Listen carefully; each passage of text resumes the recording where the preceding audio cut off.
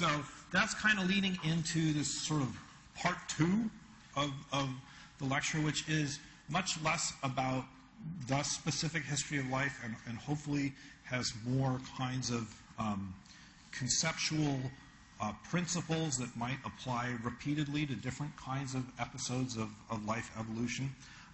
These are different kinds of processes in macroevolution. So we've already distinguished that microevolution is this kind of within lineage, anagenic change that is basically ruled by population genetics and natural and sexual selection, right? And that macroevolution are these bigger scale kinds of processes.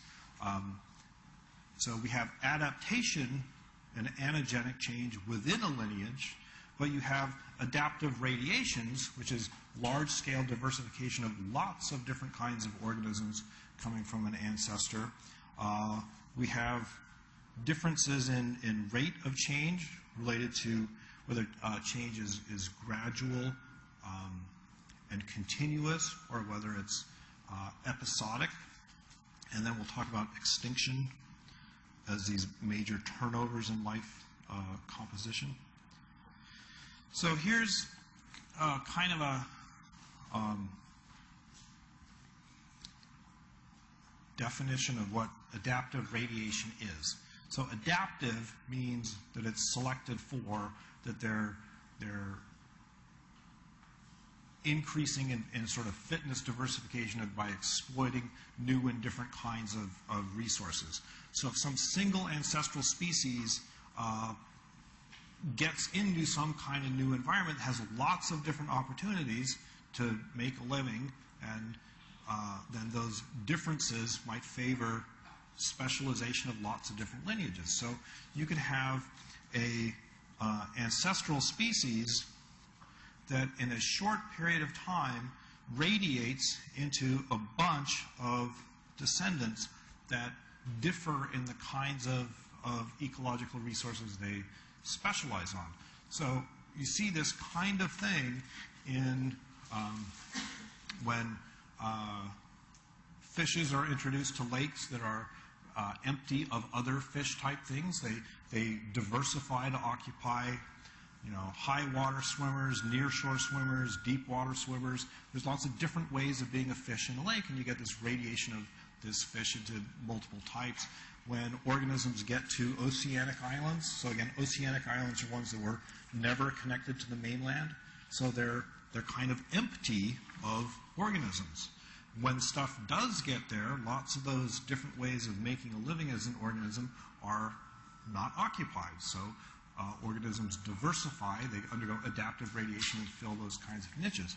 So we talked about the ground finches on the Galapagos Islands. We talked about the medium ground finch and its beak size evolution with respect to this drought. But those other 17 or so species of finches do really different things. There's one of those finches that acts basically like a woodpecker, has a long skinny beak and drills into wood. There's there are several that are like finch kind of things, some that have small skinny beaks that are more like warblers that are catching insects.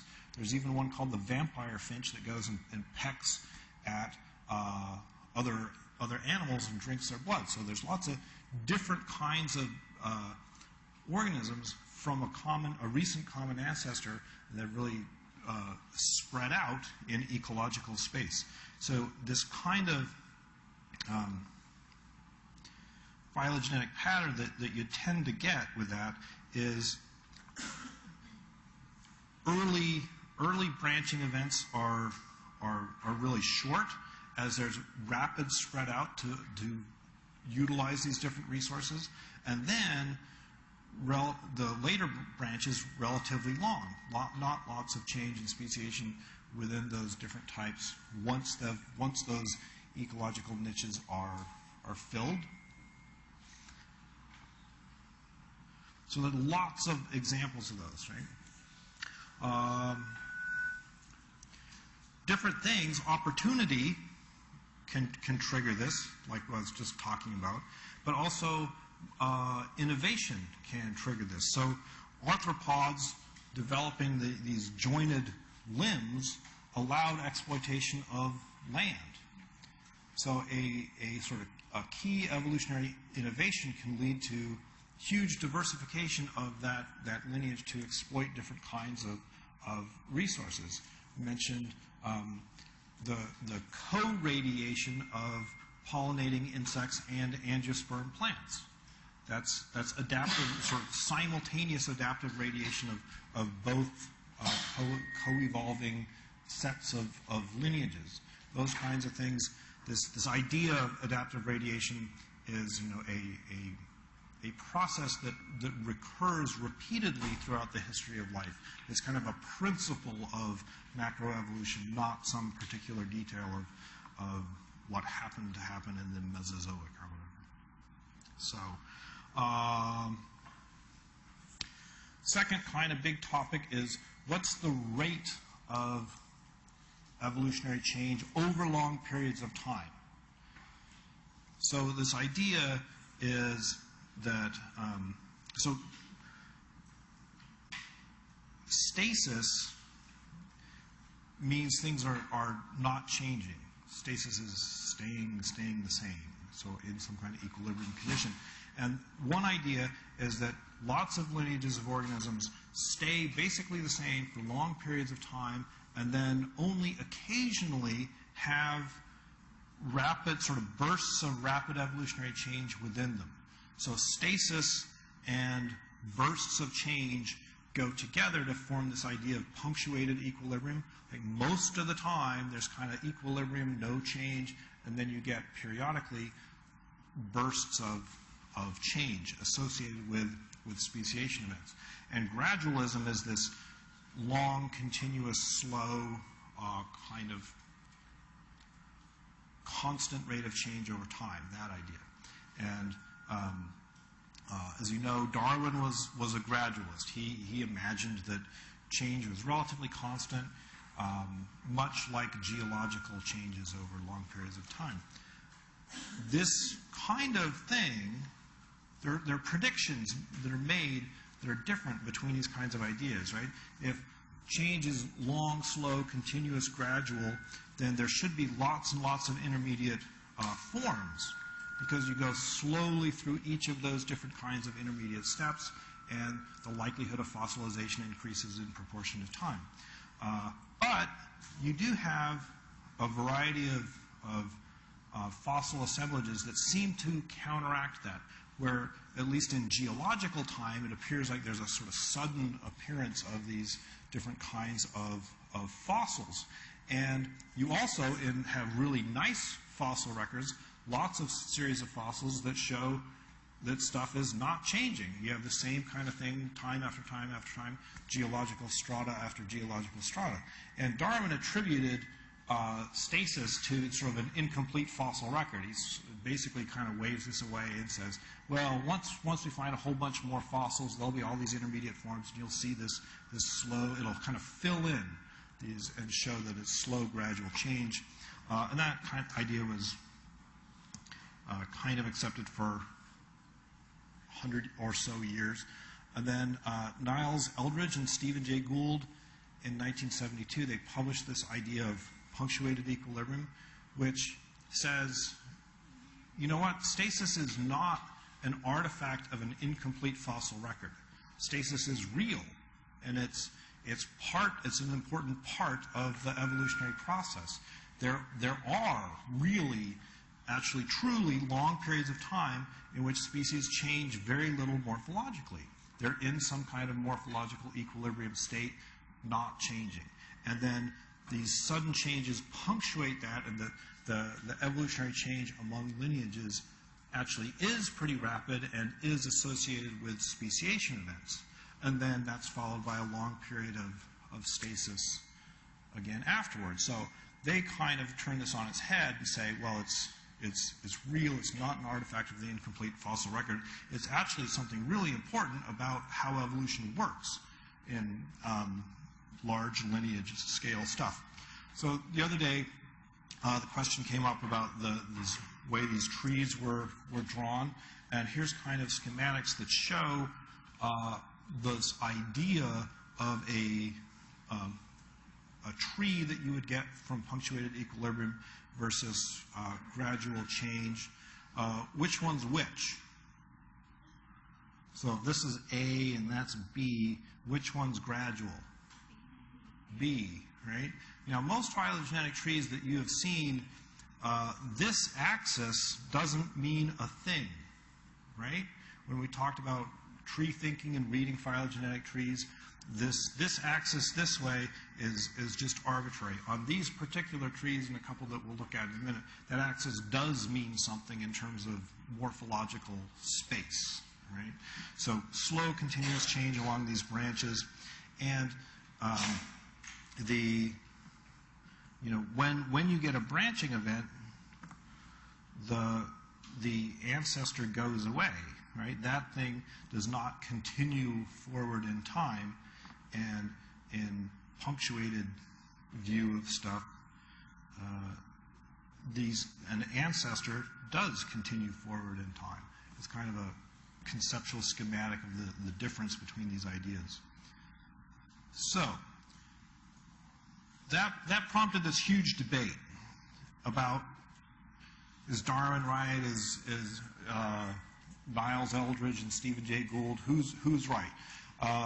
Eldredge and Gould were paleontologists. They studied the fossil record.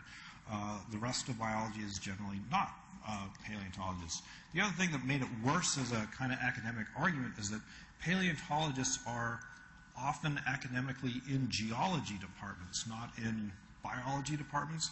So these whole sets of people that are trying to study the same kind of process didn't necessarily have a kind of common academic language of how they talk to each other. So when a paleontologist says something happened instantly in the fossil record, they might really be talking about, 100,000 years of time, which, depending on the kinds of organisms that you're talking about, that could be tens of thousands to hundreds of thousands of generations, which is, any sort of population geneticist type biologist would think that's not instantaneous at all. 10,000 generations has a lot of potential for evolutionary change to biological population type geneticists. So there was a lot of back and forth about, is this true or not, and luckily data is the kind of thing that solves these arguments, not just personality.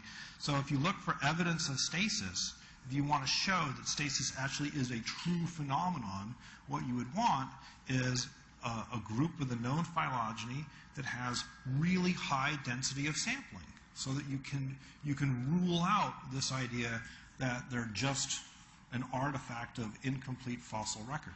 So the kinds of things that were applied to that were things that fossilize really well, and that there's lots of fossils. So bryozoans, here's a couple in different genera, where you have time-dated fossils, and you have some kind of morphospace, again, an axis that doesn't appear in other kinds of phylogenies. And what you can see is that, especially this one's really good, you have a really high density of samples that don't change over time, and that they're not moving about in morphospace, and you have things that appear closely related to other kinds of things that are appearing seemingly suddenly. To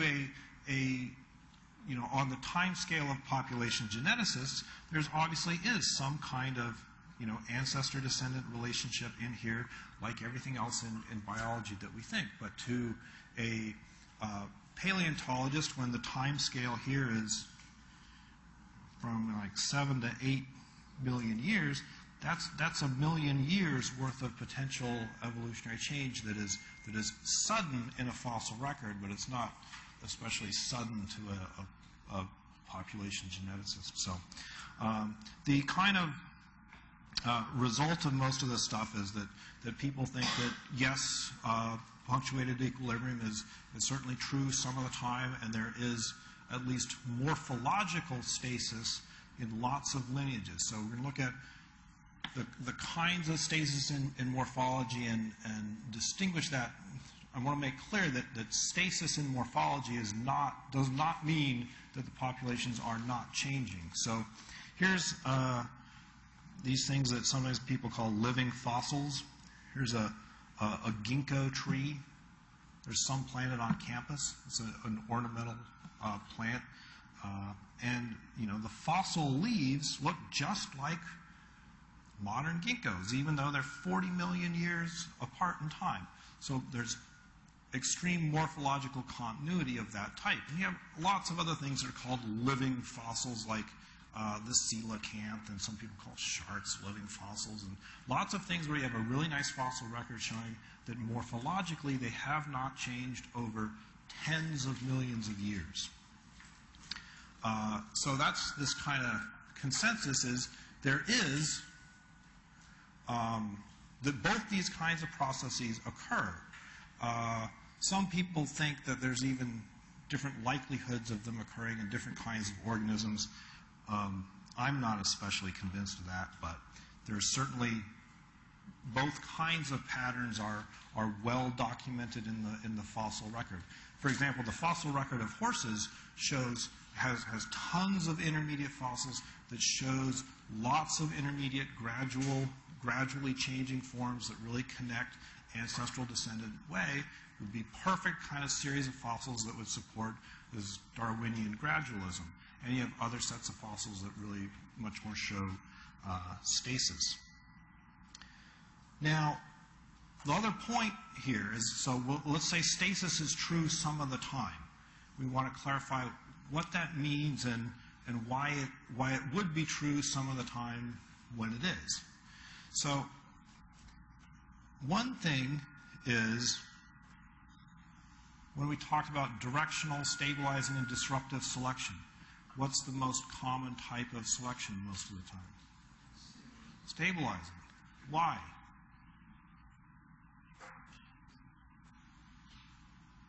Because your ancestors reproduced, that you are here with the form you have because it was successful in past environments. If the environments don't change very much, then there's no reason that your morphotype would change very much. So under stabilizing selection. Also, net stabilizing selection and trade-offs between different kinds of traits all contribute to net stabilizing selection. But when organisms are adapted to some particular set of circumstances and those circumstances don't change, you would not expect to have continual kinds of gradual change.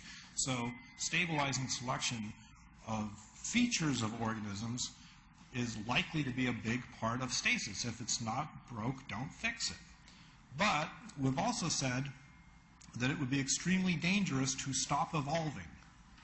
Why is that? Because your biotic environment's always evolving back at you. Predators, parasites, diseases, those kinds of things are constantly changing. There's a part of the environment that might be stable for tens of millions of years, and there's a part of the environment that definitely will not be. The biotic living part of the environment is definitely going to be changing. So you have to distinguish between not just the kinds of organisms, but the kinds of traits that would show stasis and the kinds of traits that wouldn't. So this point is made really well with these phylogenies of different crustacean type things. Here are horseshoe crabs. Morphologically, very, very similar. They have morphological stasis. And here's the amounts, the genetic distances between these different lineages. Here's other crustaceans have a lot of morphological change. And here's the genetic distances, the relationships of those organisms. Do they coincide? Does the amount of morphological change coincide with the amount of molecular genetic change? Not necessarily, right? You can have essentially equal amounts of molecular change in these different organisms with very, very different amounts of morphological change. So that in the fossil record, all you're getting is this kind of, oops, I'm still on that. No, go back. You get this kind of stuff that gets fossilized. These kinds of physiological, immunological changes don't get fossilized. So you have really constant evolution of certain kinds of traits, especially those involved with coevolution and adaptation to the biotic environment, coupled with sometimes morphological stasis, sometimes not morphological stasis, right?